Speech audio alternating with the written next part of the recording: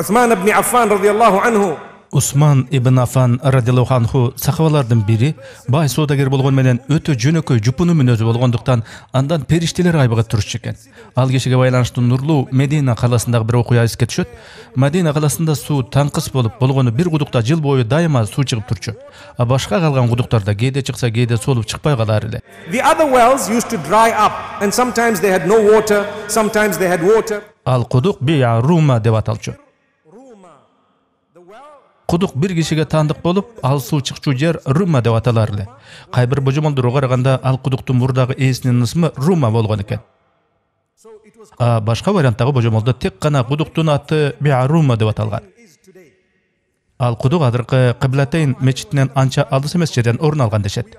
Бир ирет Мухаммад саллаллаху алейхи ва саллям сахабаларга ал кудуктун кожоюну өтө чоң баа коюп алып, суу алганы келген мусулмандарды кыйнап бүттү. Бир чака сууну эле баланча акчага сатып кууратты. Ач көзүк менен баарыбызды кордомой болду. Эгерде кимде ким ошол кудукту сатып алчу болсо, ага 5 убадаланат деген мааниде сөз айтат.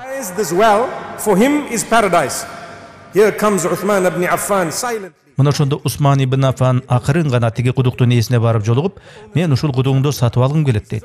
Кудук ээси жок, мен кудукту сатпаймын дейт. Анда Усман, кел анда эң кур дегенде жарымын сатчы дейт экен. Карагылачы, Усман кандай акылдуулук кылган. Кудуктун кожоюну анда мейли, а сен канчага сатып алгың келет деп сурайт. Айтор белгилүү бир баага токтолушат. Кээ бирлердин айтымында кудуктун баасы 20 000 дирхем болгон десе, айрымдар 100 000 дешет. А кээ бирөөлөр кудуктун ээси 1 миллион болгуча бааны көтөрүп бергенин айтышат. Эми кудук үчүн канча төлөгөнүн бир Аллах гана билет. Айтор өтө эле чоң сумма төлөнсө керек. Усман ал баага макул деп, эми экөөбүз тең ал кудуктун тең шерик ээси болдук. Бир күн кудуктун ээси мен болом, а аркы күнү сен болуп алмак эйлик кыла беребиз деп, кудуктун ээси дагы бул шартка көнөт.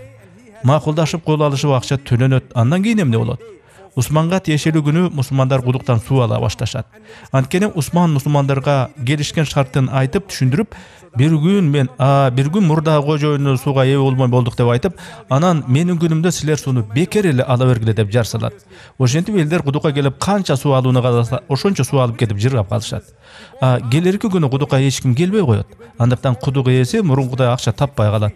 Бир аз мезгил өткөн соң ал Усманга кудуктун калган теңин да сатууну чечет. Канча акча бергениң маанилүү эмес, канча берсең бере берчи, кудуктун баарын ала бер. Сен өтө чебер, зирек содагер экенсиң. Акылдуулуң менен мени макул кылдың дейт.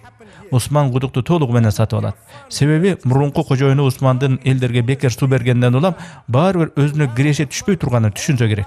Сыягы ал мындай киреше берип турган кудуктагы сууну мусулмандарга соопчулук үчүн бекер эле берип жиберет, мусулмандардын кызыкчылыгы үчүн арнайт деп такыр ойлобогон көрүнөт. Андан кийин эмне болгонун силерге айтып бергим келет.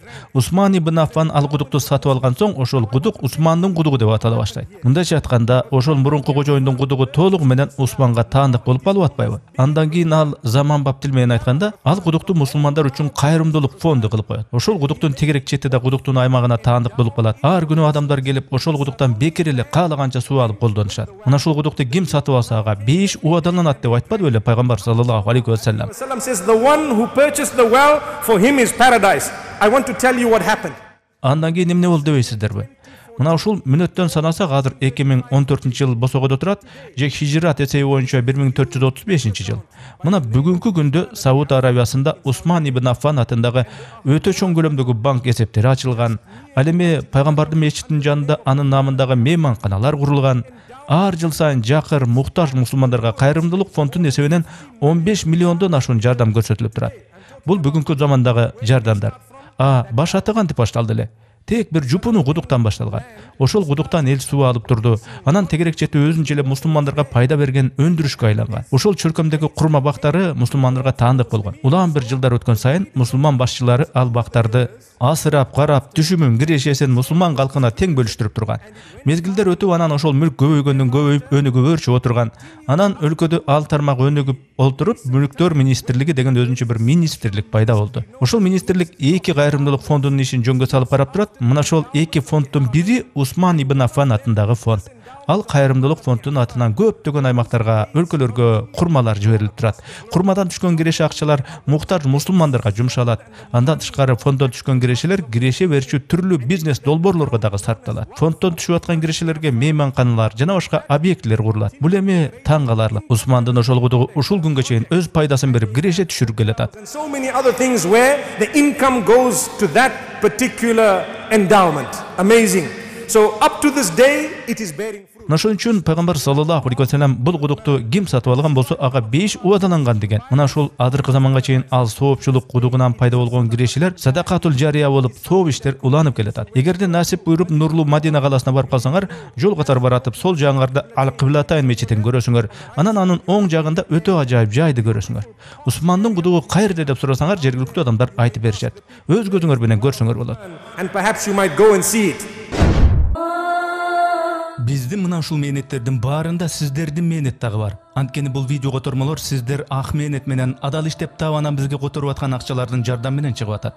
Бул видеолордогу жакшылыкка, исламга чакыруулар канчалык элге жайылган сайын, ошол видеолорго элдер рахмат деп айткан сайын, демөөрчү болуп биздин каналга акча которгон сиздерде дагы, бул видеолорду кыргызчалап мээнет кылган бизде дагы элге пайдалуу, жаратканга жаккан бир жакшы иштерге себепчи болуп атам го деген жылуу үмүт пайда болууда. Оорчулук келбесе видеолорду бөлүшүңүздөр, каналга катталыңыздар. Мындан тышкары Telegram каналыбыз дагы бар. Ага дагы катталып, диний видеолорду көрсөңүздөр болот. Каналыбызга мындан да көбүрөөк тасмалар которулушун кааласаңар, мээнетибизди мындан ары да колдонуу каалоочулар болсо, экрандагы номерларга акча которсоңуздар болот.